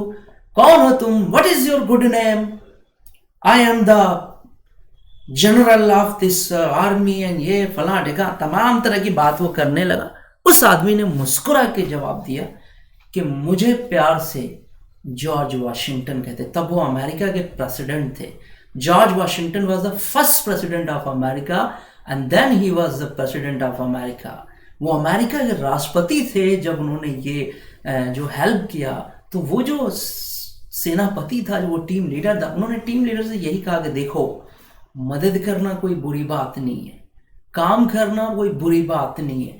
तुम कब से जोर लगा रहे थे इन तीनों के ऊपर, अगर तुम खुद उतर कर इनका साथ दे देते, तुम्हारी बग्गी कभी की निकल गई होती। और इसमें शर्म क्या है यार, इतना कह के मुस्कुरा के चले गए। तो very smartest person of the America, very good leader of the America. Actually में बेटा, लीडर की जो खासियत होती है ना, वो यही होती है कि टीम लीडर जो होता है ना, वो सबसे पहले रिस्क लेता है। और जॉर्ज वाशिंगटन के अंदर यही तो चीज थी कि अमेजिंग लीडरशिप, मतलब इतना बढ़िया लीडरशिप ये था कि वो आदमी रंग को बदलने में माहिर था, वो आदमी सिचुएशन को चेंज कर दे। इसीलिए तो we can say he was a game changer, he was a game changer. somebody say about them he was a Robespierre of their time, so he was also game changer। मतलब एक team leader की सबसे बड़ी खासियत क्या होती है? यही तो होती है कॉपरेशन। आपका जो बंदा है, आपके साथ काम करने वाला जो आदमी है, वो तभी आपको कोऑपरेट करेगा जब आप भी उसके साथ कोऑपरेट करोगे। मैंने एक चीज देखा, ये चीज मैंने कुछ राजाओं में देखा, कुछ लोगों में देखा कि यार टीम जो लीडरशिप है वो गजब की होती है। मैंने एक चीज देखा, मतलब जो लीडर होता है उसकी रिस्पॉन्सिबिलिटी बहुत ज्यादा होती है।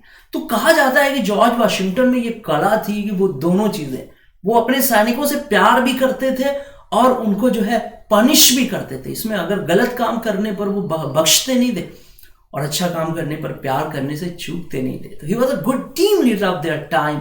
और कहा जाता था कि सैनिक जो है, भले ही सैनिकों के पास जूते, चप्पल, कपड़े नहीं थे, कोट नहीं थे, गर्म कपड़े नहीं थे, हथियार नहीं थे, बट न जाने कैसा यकीन था अपने टीम लीडर में।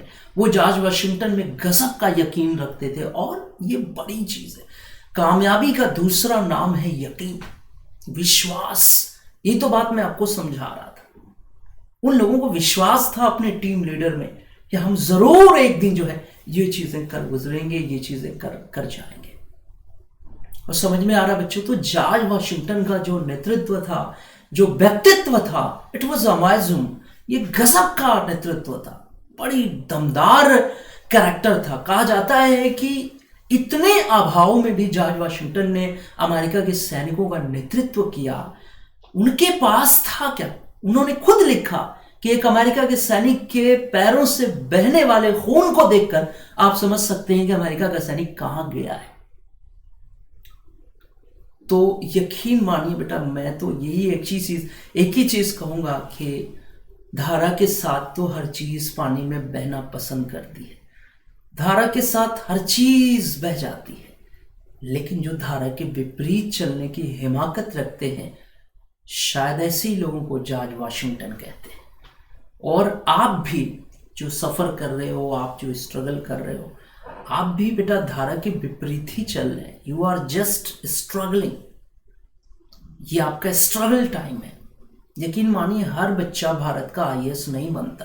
तो you are the cream student of the India at this time. आप कभी भी अपने आप को नॉर्मल मत समझिए, आप एक क्रीम स्टूडेंट हैं क्योंकि आप यूपीएससी की प्रिपरेशन कर रहे हैं। क्योंकि मेरा मानना है कि यूपीएससी का हर स्टूडेंट जो है वो धारा के विपरीत जाने की कोशिश करता है। सो बच्चों, ये चीज़ें हैं। मैं एक चीज़ कहूँगा कि अमेरिका की क्रांति से हम सिर्फ और सिर्फ सिलेबस तो तैयार करेंगे, बट ये है कि हमें बहुत कुछ सीखना है। तो George Washington was a game changer of their time. लोग उन्हें प्यार से रेवेस्फियर बुलाया करते थे, है कि नहीं? और यकीन मानिए चीज़ों को बदलने का, इवेंट को चेंज करने का नज़ारा, मैंने हारी हुई चीज़ को जीत में बदलने की जो कला जो कहे, एक बाजीगर कौन होता है? बाजीगर उसी को कहा जाता है। हम कहेंगे कि वो वाकई में बाजीगर आदमी थे जिन्होंने कई बार ऐसा लगा कि अमेरिका हार गया, बट तो दोनों चीज़ें थी। वो बासलाहियत भी थे, समझदार भी थे और बहुत बड़े योद्धा भी थे, योजनाकार भी थे। ये सारी चीज़ें थी। तो जॉर्ज वाशिंगटन का जो व्यक्तित्व है वो लाजवाब है। यकीन मानिए अमेरिका में कुछ ऐसे नाम हैं जिनका नाम लेने के बाद दिल खुश हो जाता है कि यार ऐसे, मतलब ऐसे ऐसे कैरेक्टर्स।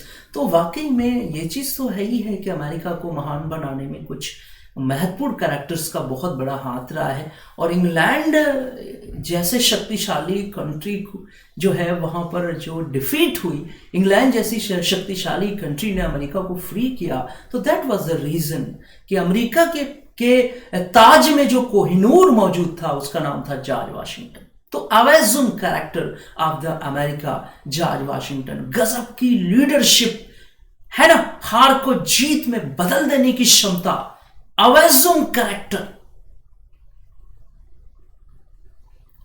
तो समझ में आ रहा है बच्चों, क्लियर हो रहा है कि नहीं? तो जाहिर जो, अच्छा दूसरी तरफ आप कहोगे, दूसरी तरफ अगर हम अमेरिकी, दूसरी तरफ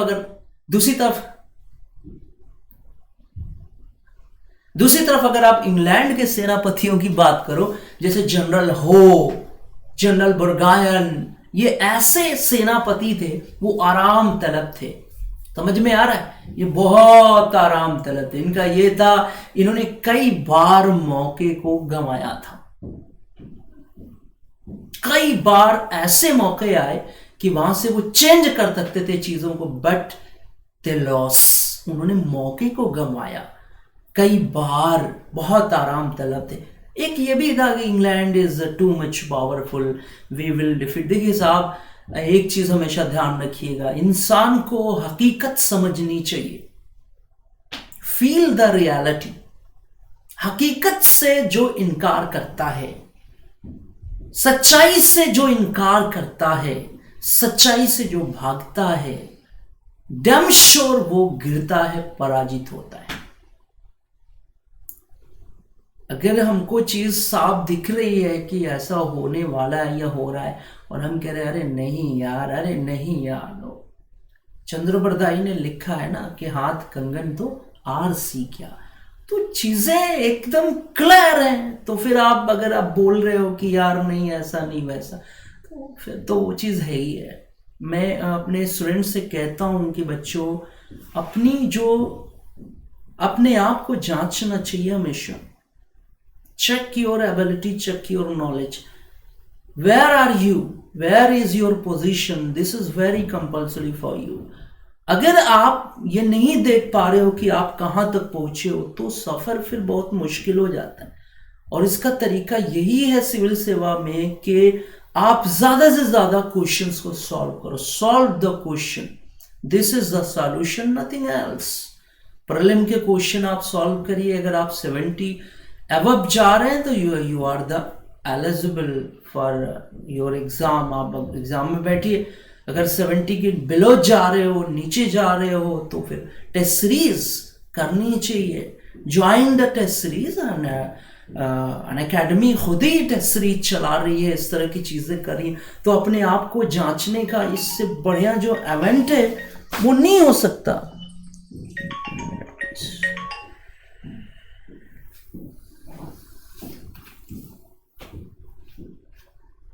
ठीक है बच्चों, तो ये चीजें हैं कि अपने आप को जांचने का इससे अच्छा तरीका नहीं हो सकता। नेट ऑन करिए। करेक्ट है बच्चों? ट्रू खाना।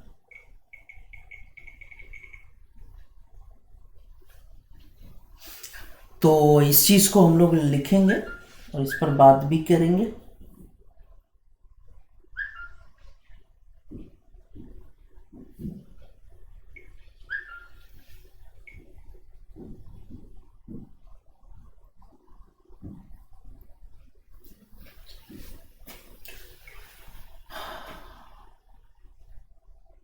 चलिए आइए, we are just going for the discussion.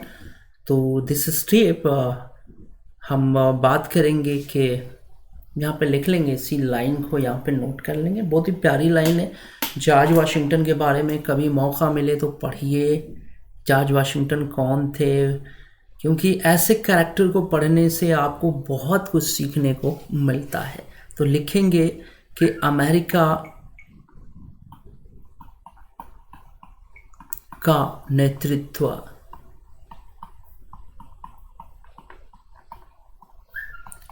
एक योग्य व्यक्ति के हाथों में था।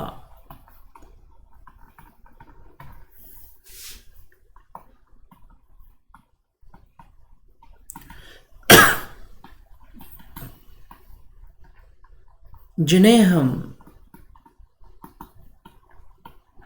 जॉर्ज वॉशिंगटन के नाम से जानते हैं।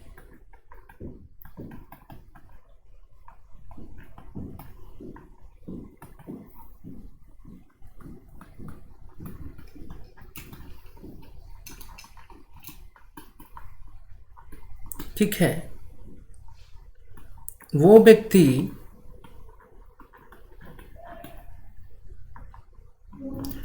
परिस्थितियों को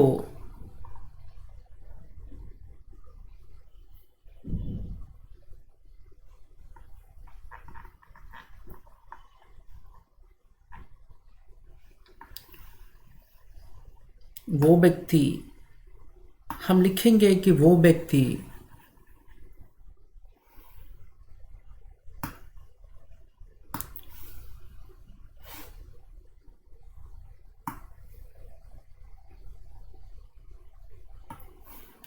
सही समय पर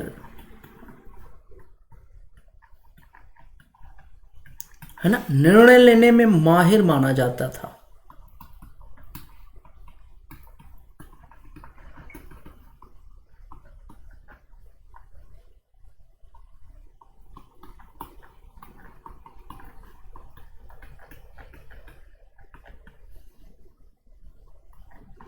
उन्होंने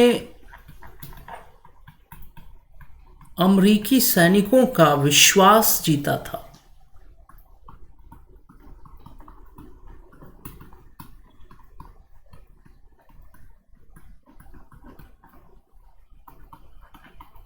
उन्होंने अमेरिकी सैनिकों का विश्वास जीता था, है ना। गेम चेंजर पर्सन थे वो, उन्हें रेबेस्फियर भी कहा जाता है अमेरिका में। वो यकीन में ये तो है ही है कि जाहिर सी बात है कि खैर जॉर्ज वाशिंगटन का तो कोई मुकाबला ही नहीं था। और किसी ने लिखा है कि अमेरिका की क्रांति में विजय के 3 ही तो कारण थे, अमेरिका का नेचर, फ्रांस का cooperation and George Washington. That these are the 3 factors of the American Revolution. So just imagine, he was the awesome personality. तो चलिए इसको नोट करिए, जल्दी से हम लोग आगे बढ़ते हैं। और दूसरी तरफ हम ये भी लिखेंगे ना कि इंग्लैंड के अधिकारियों का आराम तलब होना, और कई बार उन्होंने मौके को हाथ से जाने दिया, ये भी लिखेंगे। तो भी जाहिर सी बात है कि एक तरफ जो है वो गैदर करने वाला आदमी मौजूद था, एक तरफ गैदर करने वाला आदमी मौजूद था, दूसरी तरफ लूजर्स थे, तो फिर आप क्या बोलेंगे इसको। तो बहुत ही गजब का ये टॉपिक रहा। और बच्चों, इस टॉपिक को तैयार करना है, पिछली जो क्लासेस मैंने ली हुई हैं वो आप YouTube पर सर्च करके देख सकते हैं, ज़रूर देखिए। स्पेशल क्लास में भी मैंने ये टॉपिक अमेरिका की क्रांति से टॉपिक लिया है, वो भी देखिए, वो आपके लिए ज़रूरी है, क्योंकि अगर एक भी टॉपिक अगर आप मिस करोगे तो अमेरिका की क्रांति पढ़ने में मज़ा नहीं आएगा। तो चलिए इसको मिटाते हैं और आगे बढ़ते हैं।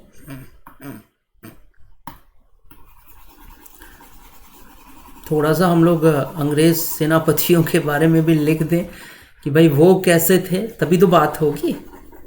तो थोड़ा सा उनके बारे में भी एक दो लाइन तो लिखना ज़रूरी ही है।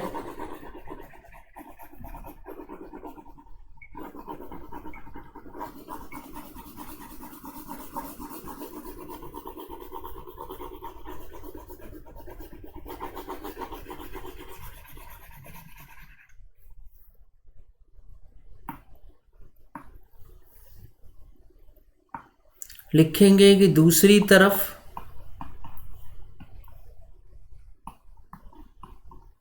अंग्रेज सैनिक जनरल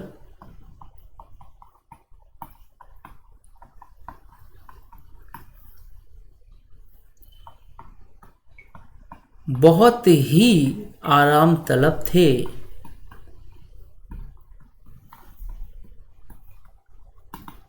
उन्होंने कई बार मौके को अपने हाथों से जाने दिया।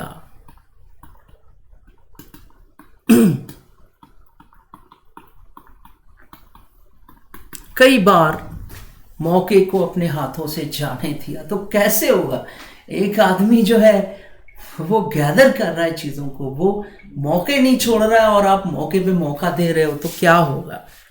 तो वही होगा जो डिसाइड था। ठीक है, इसको नोट करें आप लोग, please note it.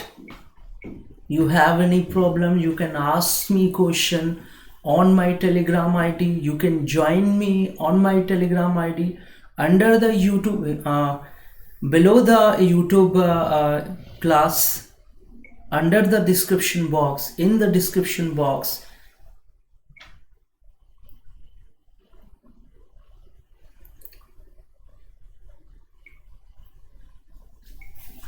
Description box में आप जाएंगे और वहाँ पर मेरी टेलीग्राम आईडी को क्लिक करके मुझसे टेलीग्राम पर जुड़िए और आपके मन में जो चल रहा है प्लीज़ मुझे शेयर करिए। ठीक है बच्चों, और मैं बता रहा हूँ बच्चों कि इस क्लास में, ये क्लास भले ही रिकॉर्डिंग है लेकिन इस क्लास में, लाइव क्लास में बहुत अंतर नहीं है।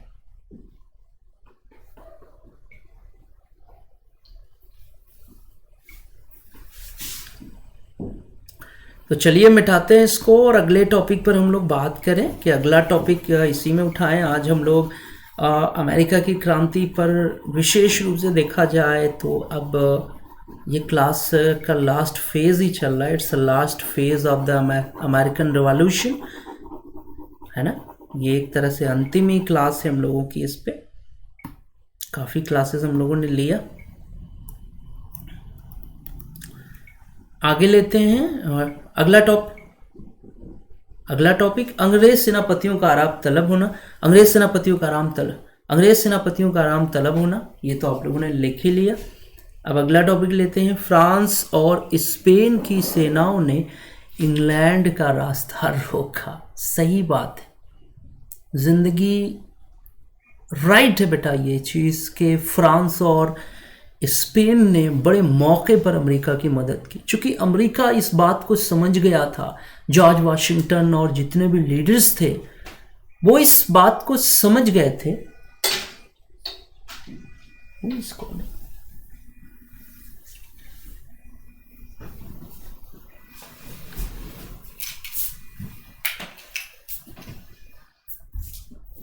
Excuse me, allow me some time dear.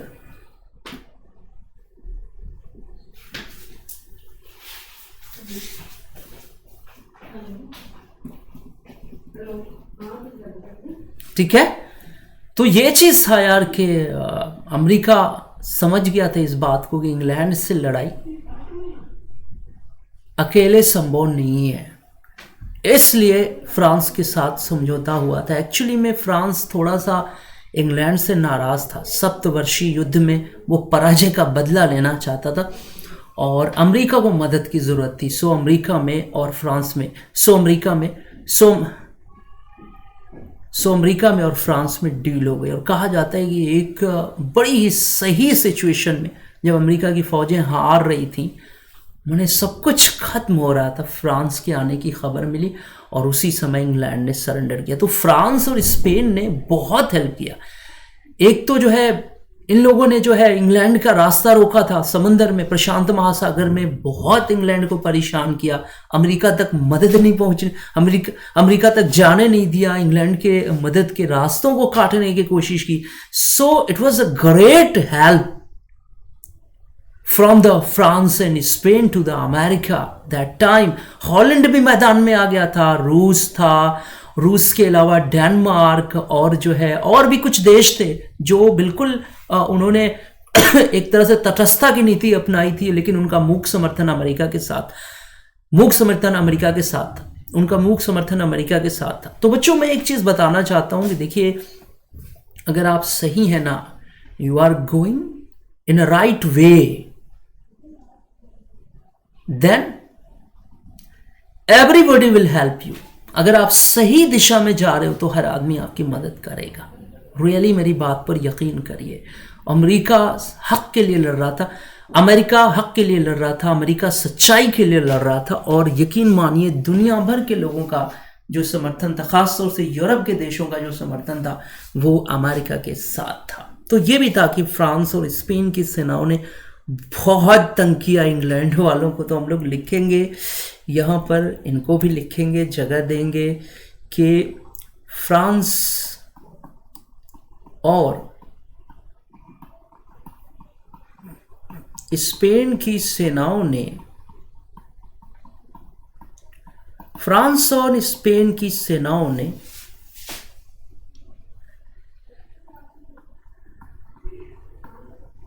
England की सेना को बहुत परेशान किया,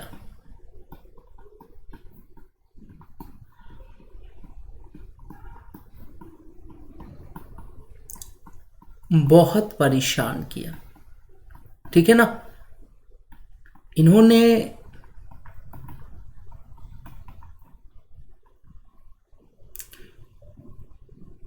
अमेरिका में जाने वाली इंग्लैंड की सहायता को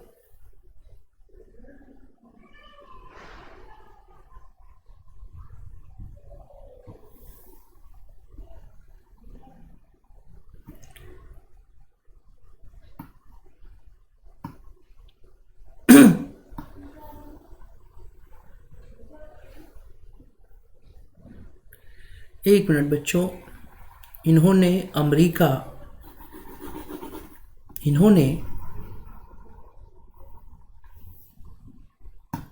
लिखेंगे कि इन्होंने समुद्र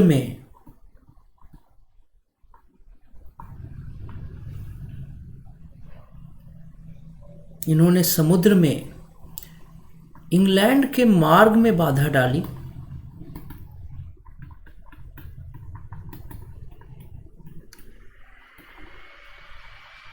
समझ में आ गया बच्चों? क्लियर हो रहा है? कोई दिक्कत, किसी को भी प्रॉब्लम तो नहीं है? क्योंकि ये चीज़ सही है कि अगर फ्रांस ने सही समय पर अमेरिका की मदद न की होती तो अमेरिका हार गया होता, ये कहा जाता है।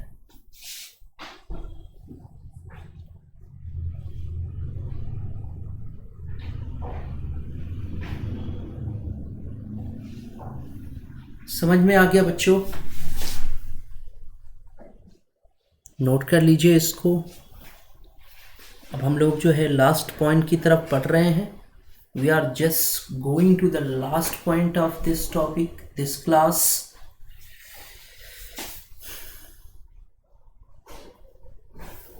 क्योंकि मैंने एक चीज कहा था कि विद्वानों का कहना है कि तीन ही चीजें तो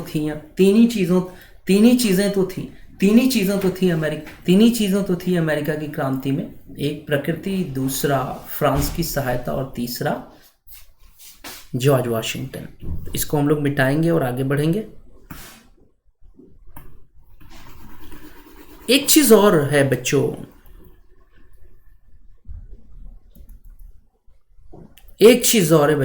कि अमेरिका के लोग जो थे ना, वो अपने देश से बहुत अच्छी तरह परिचित थे. कहा जाता है कि इंग्लैंड को पूरे अमेरिका को कंट्रोल करना था, इंग्लैंड को पूरे अमेरिका में मोर्चा लेना था, और अमेरिका को सिर्फ कुछ जगहों पर. कहा जाता है कि अमेरिका के लोगों को पता था कि वो इंग्लैंड से आमने सामने की लड़ाई में नहीं जीत सकते, इसलिए अमेरिका के लोगों ने छापामार युद्ध लड़ा. छापामार युद्ध यानी गोरिल्ला युद्ध, आप तो जानते हैं गोरिल्ला युद्ध छुप कर लड़ी जाने वाली लड़ाई थी, जिसका मुकाबला इंग्लैंड के सैनिक नहीं कर पाए. अमेरिका के लोगों को जितना अच्छा अमेरिका के बारे में पता था, उतना इंग्लैंड के सैनिकों को नहीं पता था. तो कई बार इंग्लैंड के सैनिक घिर जाते थे, फंस जाते थे और वो पराजित हो जाते थे. तो अमेरिका के लोगों ने छापा मार युद्ध किया था और उन्होंने इंग्लैंड को अमेरिका में बुरी तरह से फंसा डाला था. तो ये भी चीज़ था कि जो अमेरिका का क्लाइमेट था, जो नेचर था, वो अमेरिका के लोगों के अनुकूल था और इंग्लैंड के लोगों के जस्ट विपरीत था. सो एक रीज़न ये भी बहुत बड़ा था. तो लिखेंगे कि अमेरिका के लोगों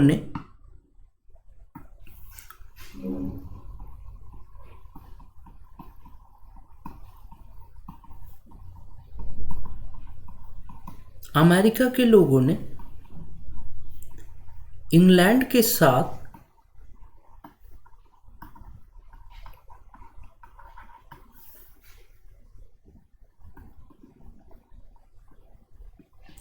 छापामार युद्ध लड़ा. ठीक.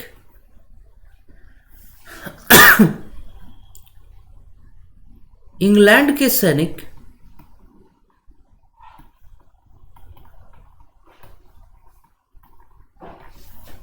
जमीनी लड़ाई के माहिर माने जाते थे. जमीनी युद्ध के माहिर माने जाते थे. अमेरिका के लोग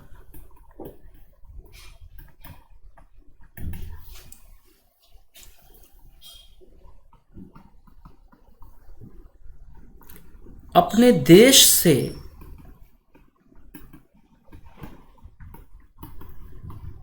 बहुत अच्छी प्रकार परिचित थे.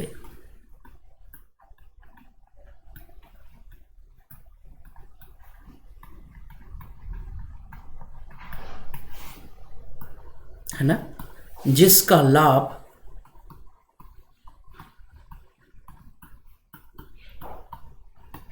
उन्हें मिला. ठीक है बच्चों, क्लियर हो गया. ये चीज़ आप नोट करेंगे, लिख लीजिए इस चीज़ को. और बच्चों, क्लास की जो टाइमिंग है वो सुबह में 11 बजे, शाम को 6:30 बजे से. दोनों मीटिंग में मैं क्लास लूँगा. कुछ कारणवश एक दो दिन क्लास सुबह वाली नहीं होगी, बट डेली क्लासेस चलेंगी ईश्वर की दया से. ठीक है बच्चों, इसको नोट कर लीजिए, आप लोग लिख लीजिए. तो अब आपको समझ में आ गया होगा कि इंग्लैंड की पराजय के पीछे कुछ कारण ज़रूर थे. है ना, क्यों इंग्लैंड हारा, इसके पीछे कुछ कारण थे. क्यों इंग्लैंड हारा, इसके पीछे कुछ कारण थे. तो बच्चों इसको नोट करिए, फिर हम लोग इसको मिटाएंगे. चलिए मैं मिटाता हूं इसको कंप्लीटली. नोट कर लिया होगा आप लोगों ने, प्लीज डन लिख दीजिए.